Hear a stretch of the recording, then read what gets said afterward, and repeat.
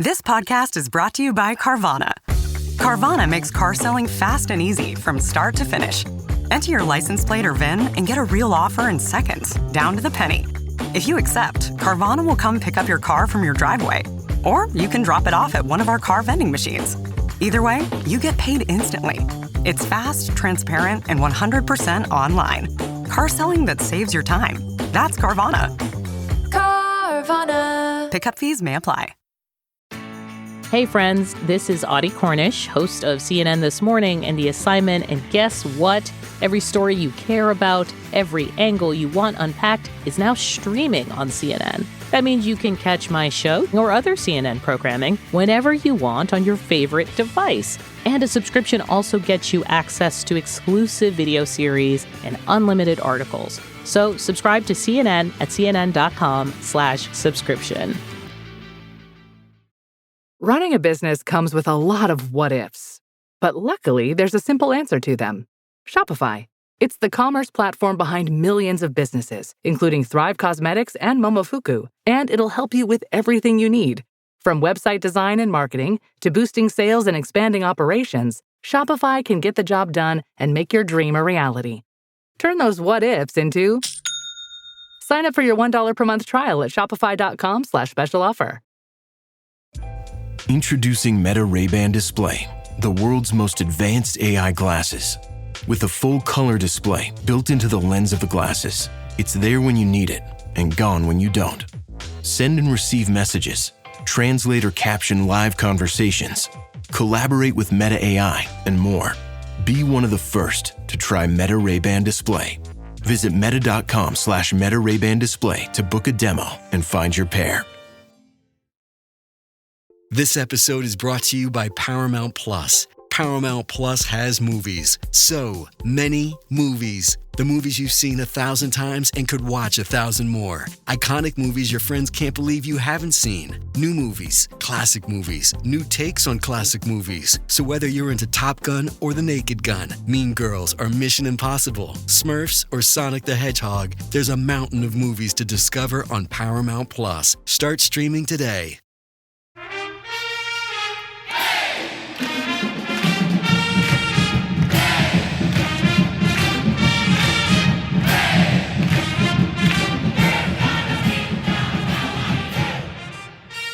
Hey there, Duke fans. Welcome to episode 767 of the Duke Basketball Roundup.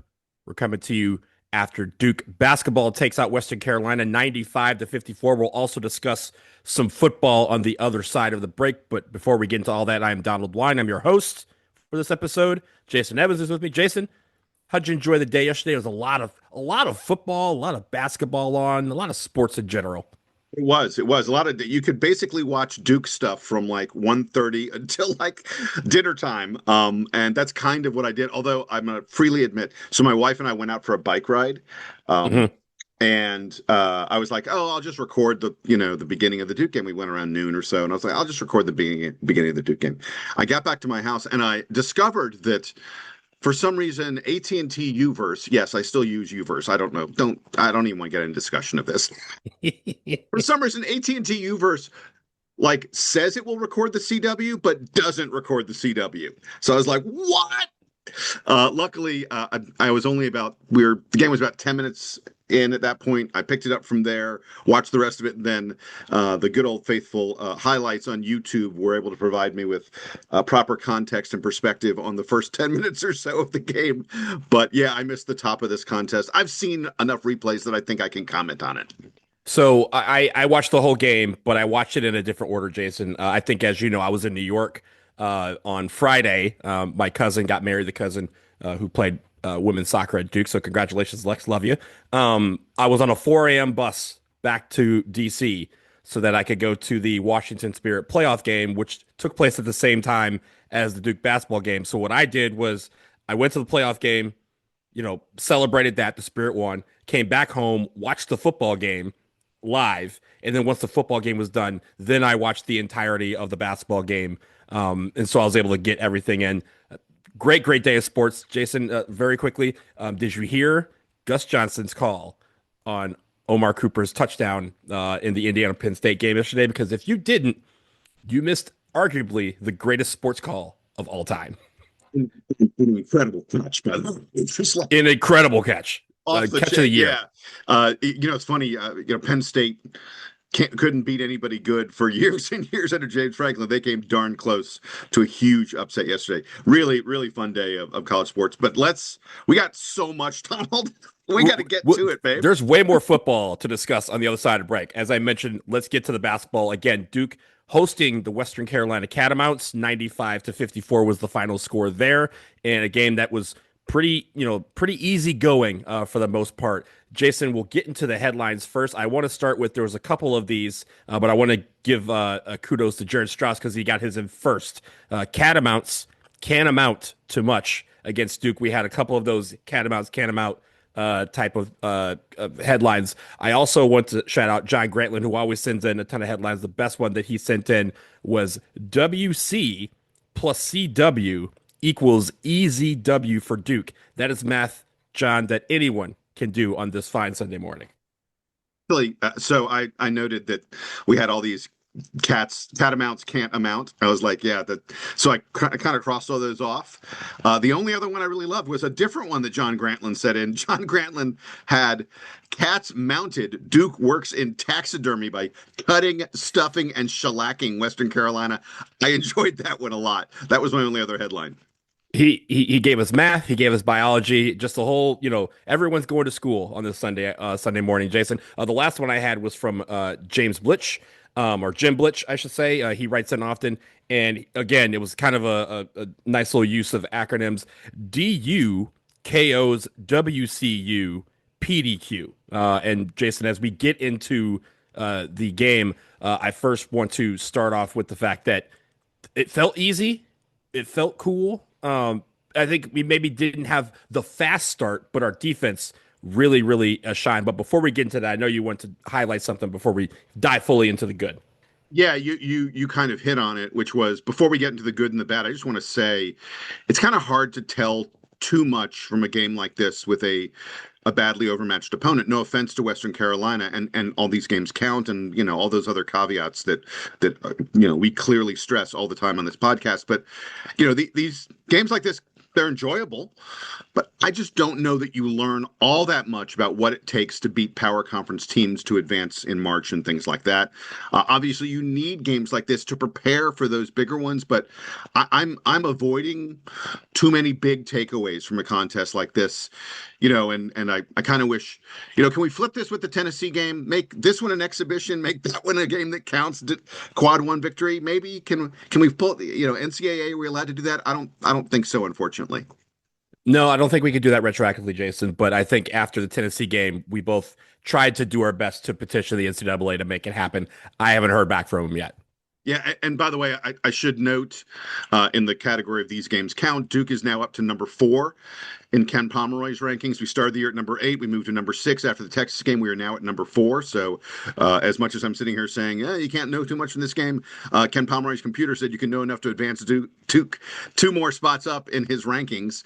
This also, by the way, was Duke's 44th consecutive home opener win, 44 in a row. The last time we lost, Donald, do you know it?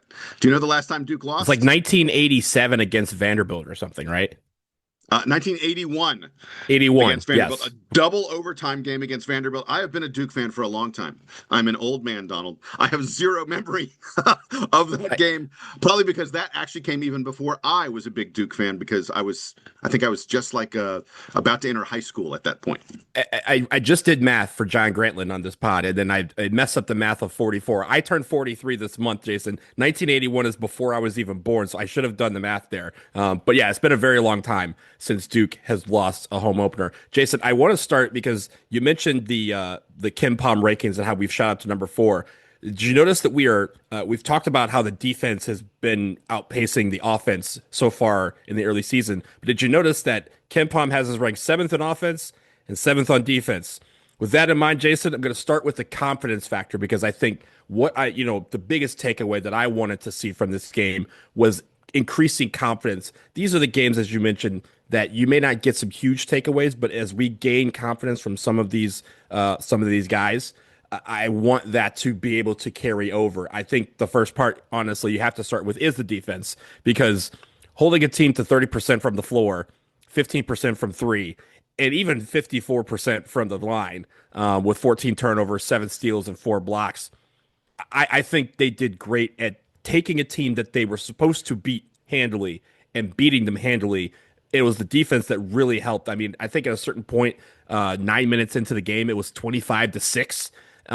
The idea that we were able to take a team and suffocate them immediately, and then be able to focus on rotations and getting guys touches in the basketball. We'll talk about some of the guys who on offense I thought was a little bit more aggressive, but that defense was the pace car. Yeah, there's no question about it. The defense was the first thing I had in the good as well. Like you said, 6 points. 6 points in the first 11 minutes. And by the way, they scored the first 4 points of the game. Right. So we held them scoreless at one point for 7 minutes in a row. Like, it's just, you ain't going to win many games when you go scoreless for 7 minutes in a row. Again and again, we saw Western Carolina try to sort of make interior passes, try to get the ball in a dangerous spot, and you saw Duke knocking it away, getting tips, getting outright steals. They just had so much trouble, Western Carolina did, getting quality looks against this long Duke team that seems like, even though there are a lot of young guys on this team, having Caleb Foster and Malik Brown sort of lead the defensive effort of all these youngsters is very quickly turning this team into a defensive juggernaut. You mentioned Western Carolina only hits 15%, 4 of 26 from 3, 15%. And by the way, they score 54 points in this game, Western Carolina does. This was a fairly fast game. Like, this was a 76 possession game where they scored only 54 points. By the way, this was the fastest game Duke has played since February 3rd of 2024, a game against Carolina. That's the last time we had a 76 possession game. It's been 55 games since Duke has had a game this fast. It's been a long time. And even at that speed, Western Carolina could not get good looks, could not get points on the board. 54 points in a 76 possession game. That is a really impressive defensive effort by the Blue Devils. You mentioned that Western Carolina only hit 4 threes. Well, it was really Julian Samaro only hit 4 threes. He was the only guy in Western Carolina who hit a 3. Jason, you mentioned one player on defense, and I want to start with our dive into some of the players with Malik Brown. I don't want to focus on his defense. The one thing that I thought was really nice to see was him asserting himself offensively. He had 10 points. He was 4 for 4 from the floor. He hit a 3. The only miss he had was at the free throw line. He went 1 for 2, but he also added the 4 rebounds, the assist, and a block. But I thought from the early get-go, they made a point to get all of the big men involved. And when he checked into the game, that did not stop. Last year, at certain points, and this was not anything to do with Malik Brown, it felt like sometimes when he was in the game on offense, it was 4-on-5 because we were not really looking for Malik Brown with all of the offensive weapons that we had back then. And now we have a similar setup. But I thought what was great was that they say, hey, when Malik's on the floor, we need to get him the ball, get him the ball in positions where he can score. And I think the fact that he was looking for an opportunity to score, he was working his way into key positions. Spoiler alert, I think the play of the game was early on when they allowed him to set a pick and roll with Caden Boozer, and Caden Boozer rewarded him at the end with the alley-oop.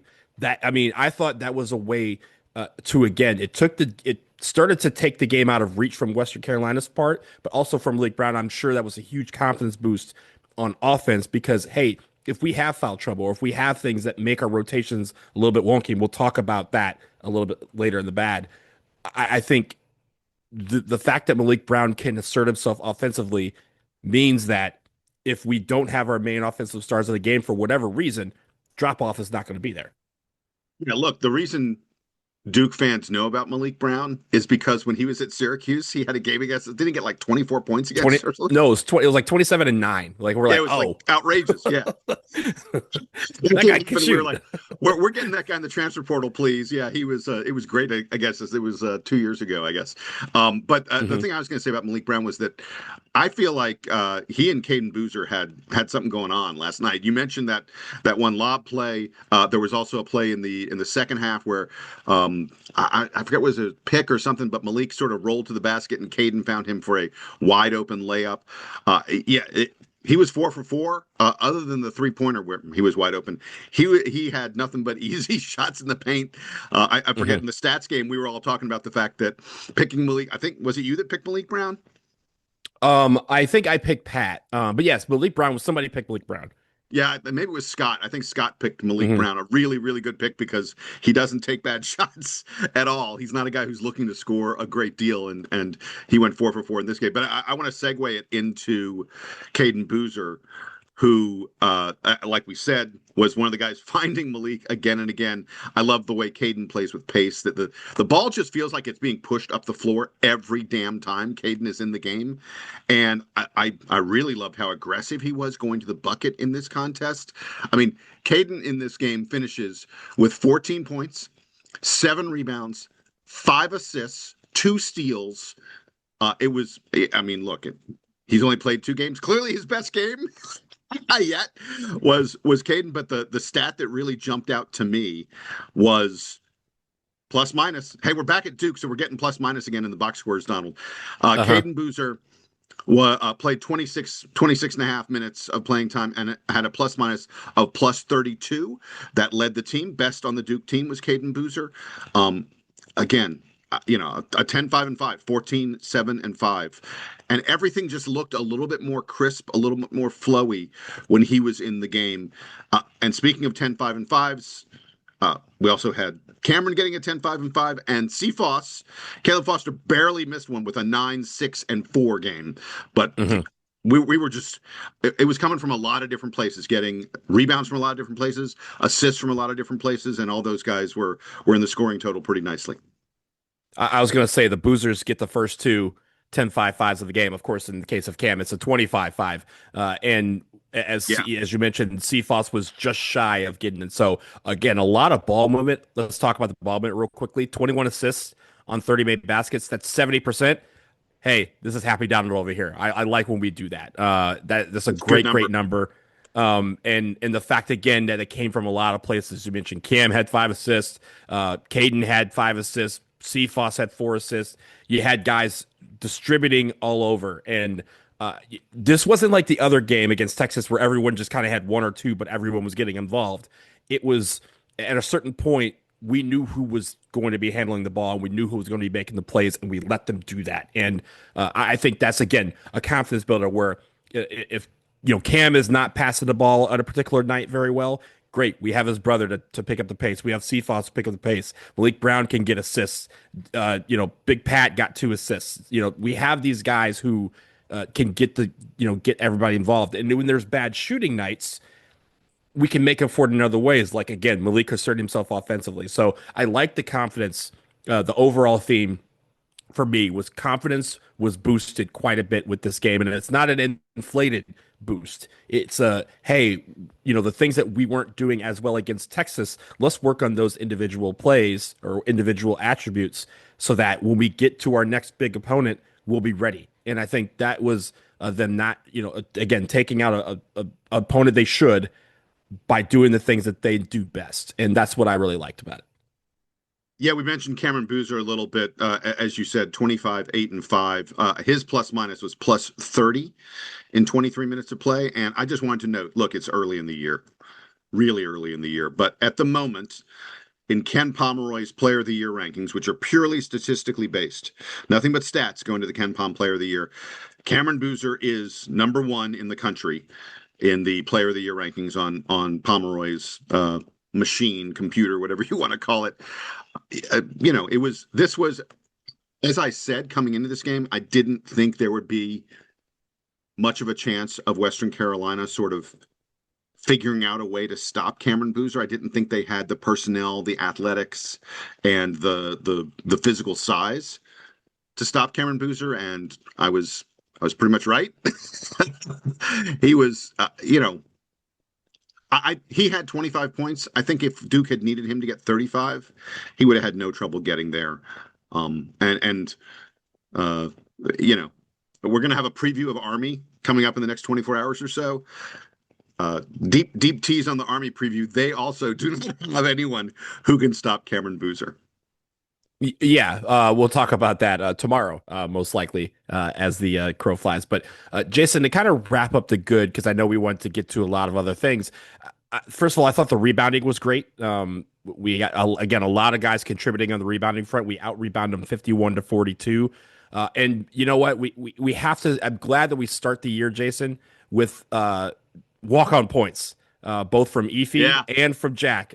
They combined for 5 points. So I forgot where we were. I think I had a narrow little window, so I need them to do that and then stop. But no, I think it's great to get them. They all got those two and Cameron Sheffield got 4 minutes each, basically after the TV timeout. The last TV timeout of the game, they all came in and they did not come out the rest of the game. And I thought that was good, again, to build confidence and to reward them because there's not going to be a lot of opportunities for them to get some significant playing time.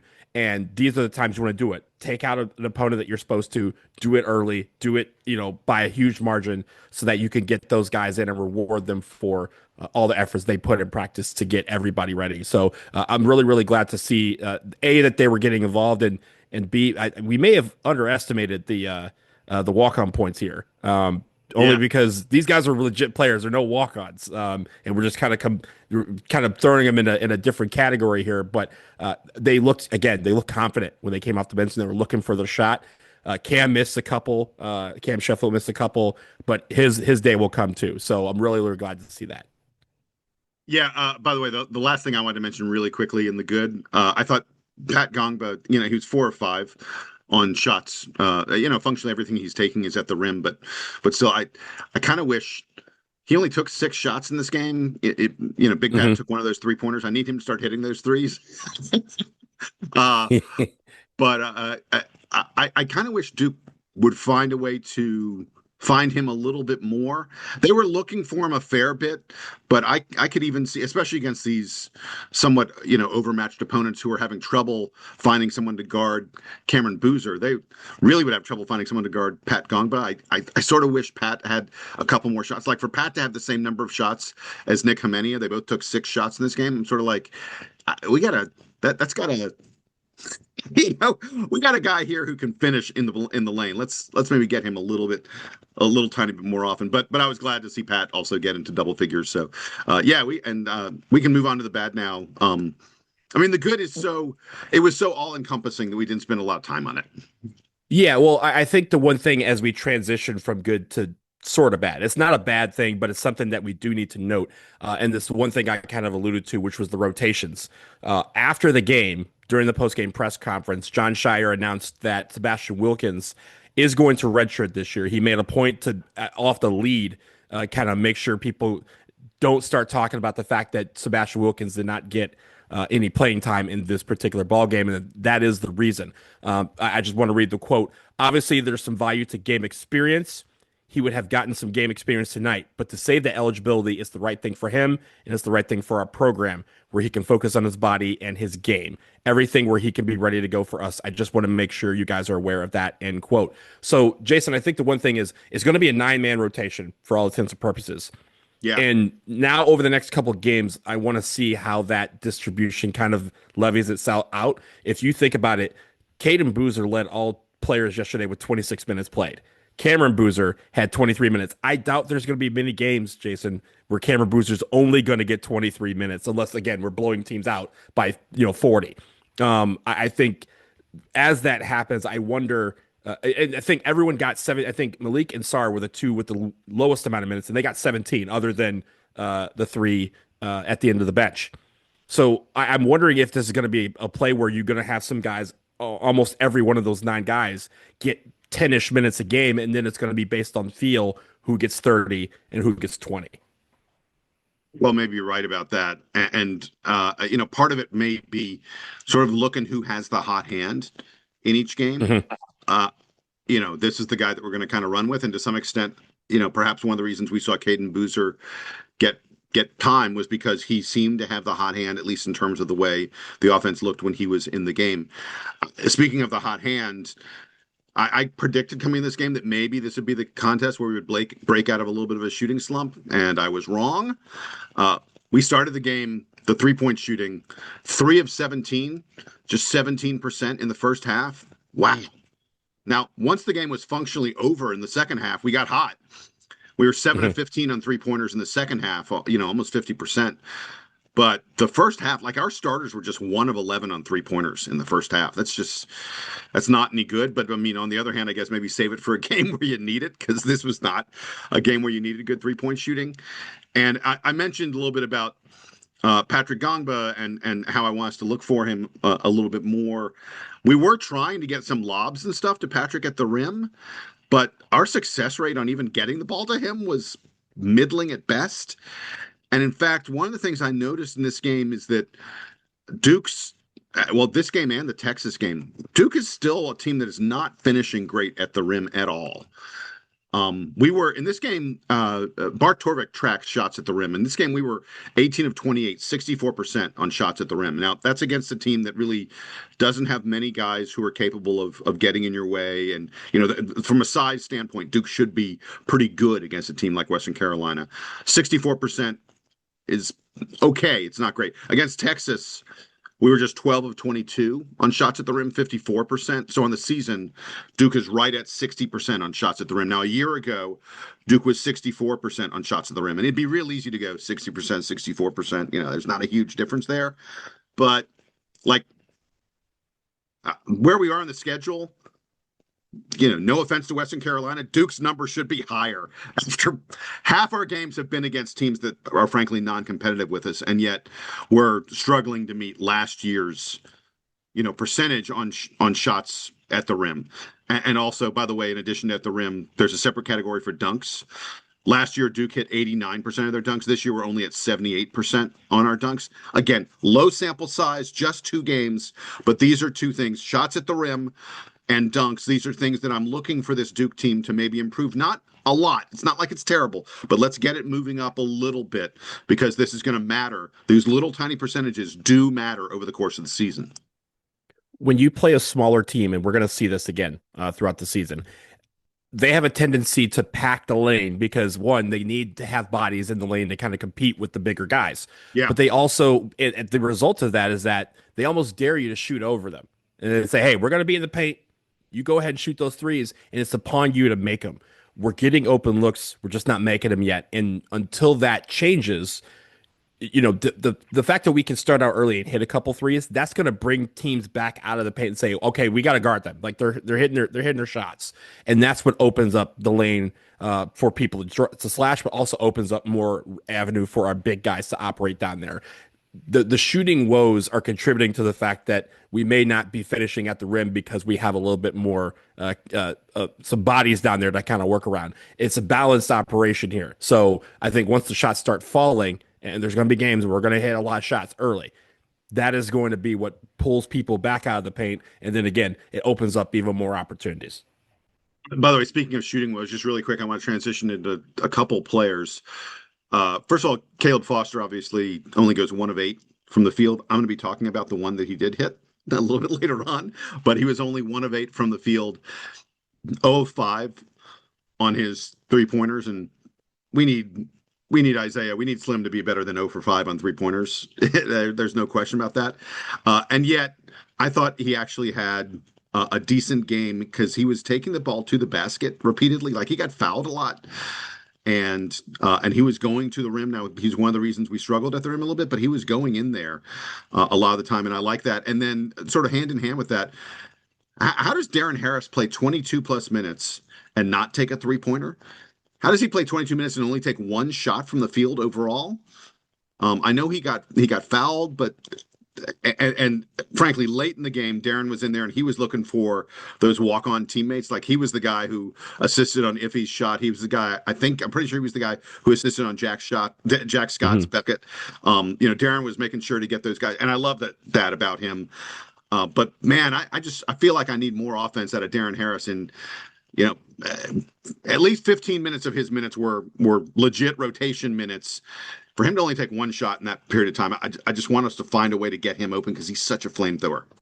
I had on my notes, Jason, Darren Harris and Nick Kaminia to kind of help boost their confidence a little bit. Again, maybe get a little bit more aggressive, even if those late game situations where you're trying to get others involved, that's cool. But I think, the second half would have been a great time for him to be a little bit more assertive. Same with Nick, to gain a little bit more confidence. And the last thing I have, Jason, a very, very nitpicky thing. For Dame Sarr, there was a couple of possessions where I felt like he was saving his explosion for something else.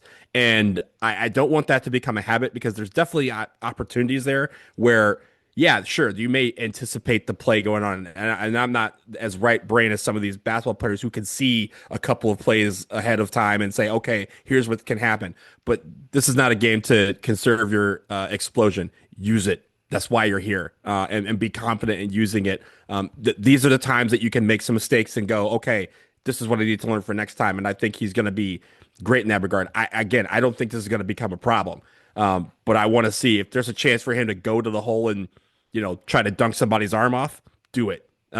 It's fun for us, but it's also fun for the player. And I want him to experience what it feels like to take flight, especially, if you miss a couple and you kind of get in your head about it. Leave that away. Next play, as we always say, like, go to the next one, use that explosion that you have, and go to the rim and make something happen. I don't think anyone's going to be pulled from a game because they were going to the rim and trying to dunk somebody's arm off and gets fouled in the process. Like, no one's going to do that. That's the confidence and the aggression that Jon Scheyer has routinely said that he wants his players to have entering these games. Yeah, I had Dame Sarr in the bad as well.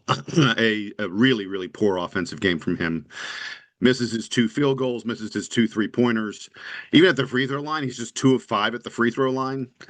Like, yeah, Dame, you got to figure out a way to, get a little more, 0 assists, 2 points, 0 assists. And he played 17 and a half minutes. I mean, didn't have a chance. And by the way, I saw some loose handle from him, a couple times that just looked like the ball. He was dribbling and his body was going one way and the ball was going another way. It was not pretty. And look, he's a great defender. Those long arms are just a menace. But there was a play about 17 minutes left in the second half, and he fouled a guy on the perimeter. He was like reaching for a steal, and he fouled a guy. And Jon Scheyer lost his ever-loving mind, because if you looked at the shot clock, there was 1.8 seconds left in the shot clock, and the guy was 30 feet from the basket with his back to the basket, and Dame Sarr fouled him, and Jon Scheyer was just like, you saw they cut to Jon Scheyer, and he was just going, 1 second, 1 second. Yeah. What are you doing? So it was not a day for Dame to show things. Good stuff around the corner for him, I'm certain, but man, that was a very forgettable or unforgettable, in the case of rewatching the tape, kind of game for Dame Sarr. I don't think you'll have many of those, so I'm not too worried. Jason, really quickly, we want to get to our play of the game and our player of the week. I already said my play of the game. Did you have one in mind that was not Caden Boozer to Malik Brown for the alley-oop? Yes, as I said, Isaiah Evans only hit 1 shot, but he ran off a curl, took the ball to the rim, 3 defenders on him, and he got smacked in the face. I mean, like, whooped in the head by one dude, and he still finished for the and one. I love Isaiah turning into a little bit of a multifaceted threat, not just a deadly quick trigger outside shooter. Only basket of the game, but I really thought it was a great play, so I'm going to take that as my play of the game. That's a great one as well. Player of the week, I'm going with Cam Boozer. Who are you going with? I mean, it's Cameron Boozer. We will try at times later this season, I'm sure, to go, okay, Cam did Cam things all week, and so we'll find someone else. But yeah, it's Cam Boozer. It's Cam Boozer for now until morale changes, I guess. We will keep it here. Stay tuned. We're going to take a quick break. On the other side, we have a little bit of football to discuss. While Duke may have lost, a door may have opened wide for the ACC championship game. We'll be right back.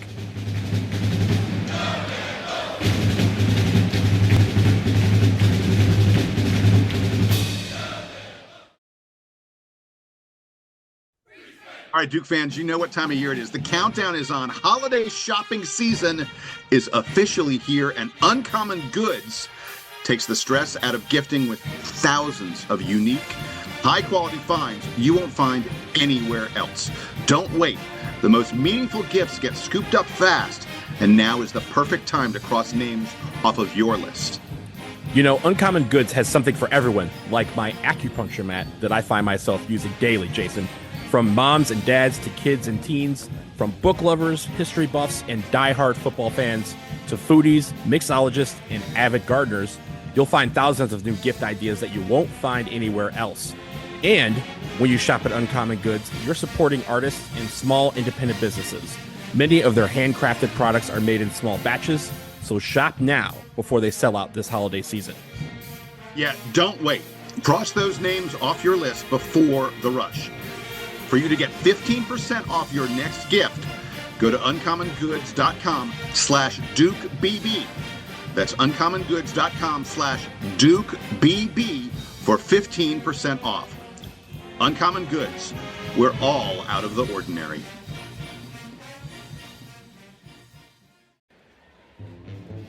Fall always feels like a reset. Between back to school, busier routines, and shorter days, finding time to cook can be tough.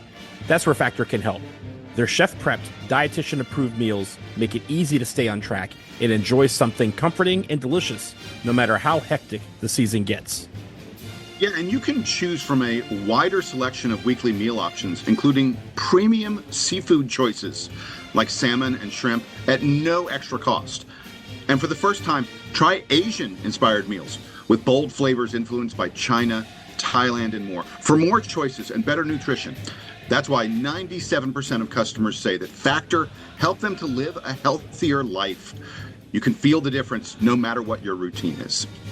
So eat smart at factormeals.com/DukeBB50 off and use that code DukeBB50 off to get 50% off your first box plus free breakfast for 1 year. That's code DukeBB50 off at factormeals.com for 50% off your first box plus free breakfast for 1 year. Get delicious, ready-to-eat meals delivered with Factor. Offer only valid for new Factor customers with code and qualifying auto-renewing subscription purchase.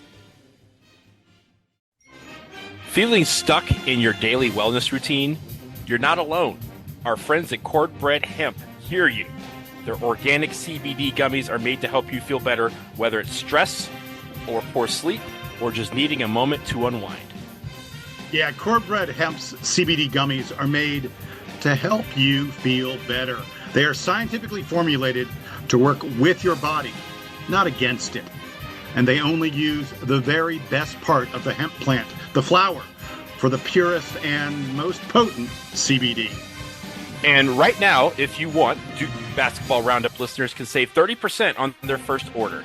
Just head to cornbreadhemp.com/DukeBB and use that code DUKEBB at checkout.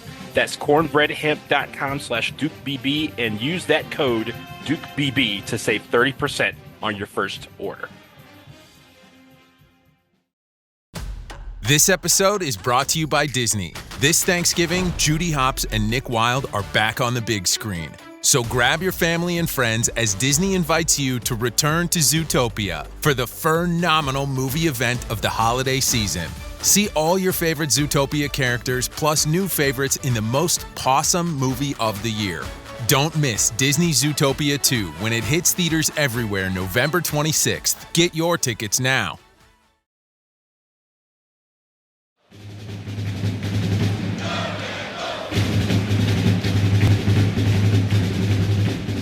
All right, we are back. We turn our attention very quickly to the gridiron. Yesterday, Duke football was up at East Hartford to take on the UConn Huskies. Unfortunately, this time, another wild game, but this time it got away from Duke loses on the road.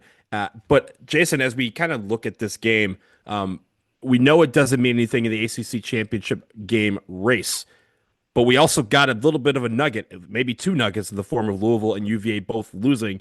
Talk to us about what you saw from the football game and also just the overall implications of yesterday's losses on the ACC title match. Yeah, let me start with the Duke UConn game, which was a really exciting, really fun game. I mean, if you're going for the entertainment value, they brought it in a big way. Darian Mensah with 3 touchdowns. Nate Shepard ran for 100 yards, had a couple touchdowns. Duke's a offensive power. Unfortunately, we committed, again, the story of the season.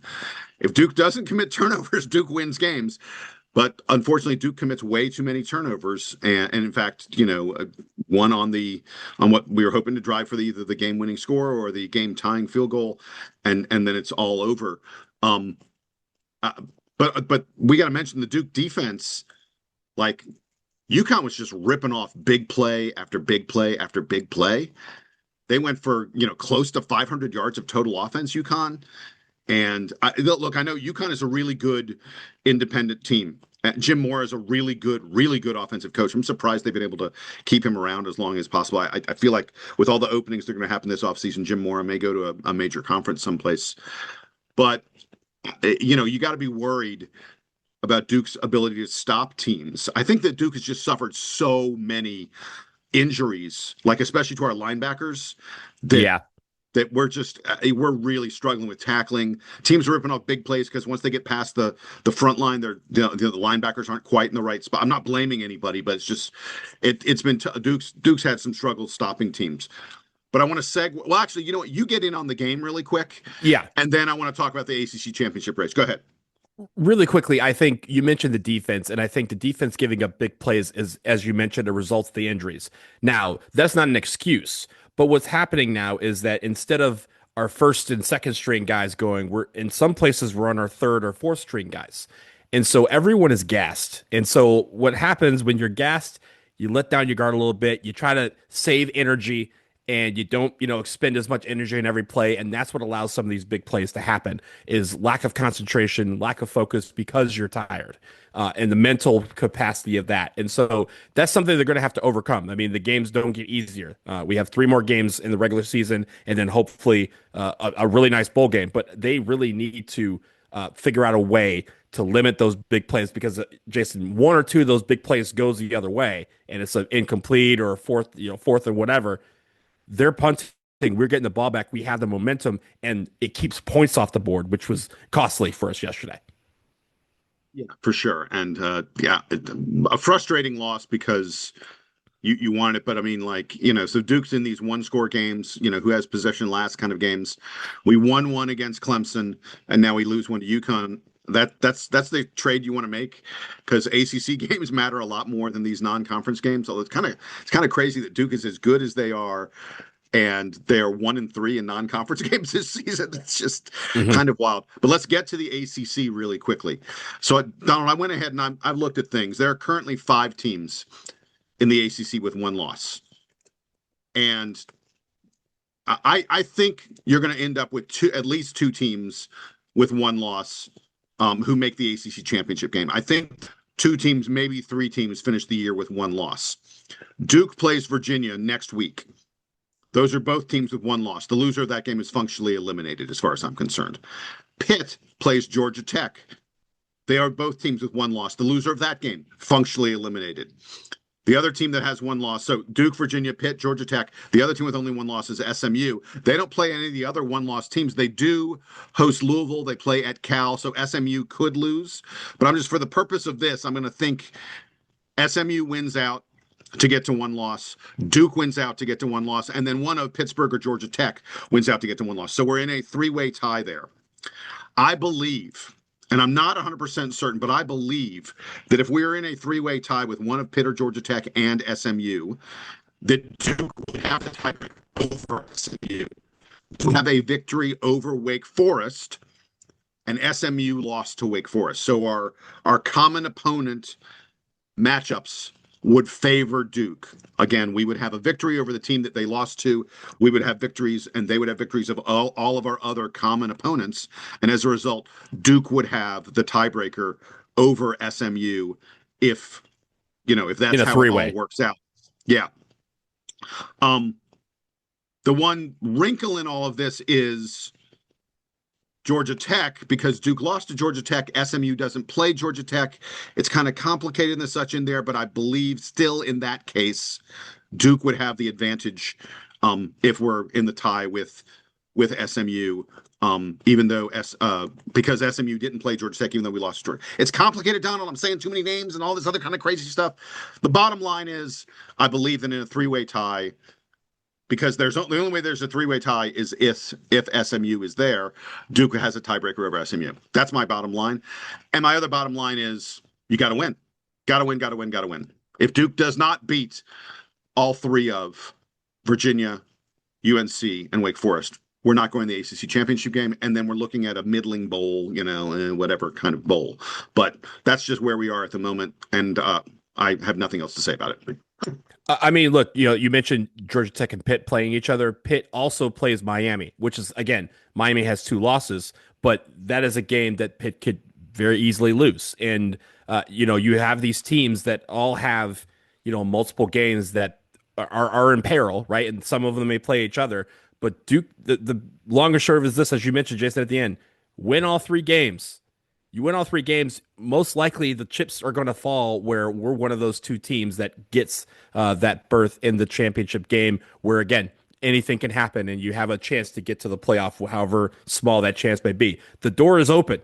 We just got to go and barge through it. We have to regroup from this game and get back to it against UVA.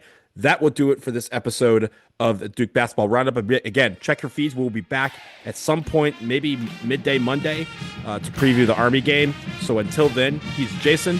I'm Donald. It's now time for the Duke Band to play us out and take us home.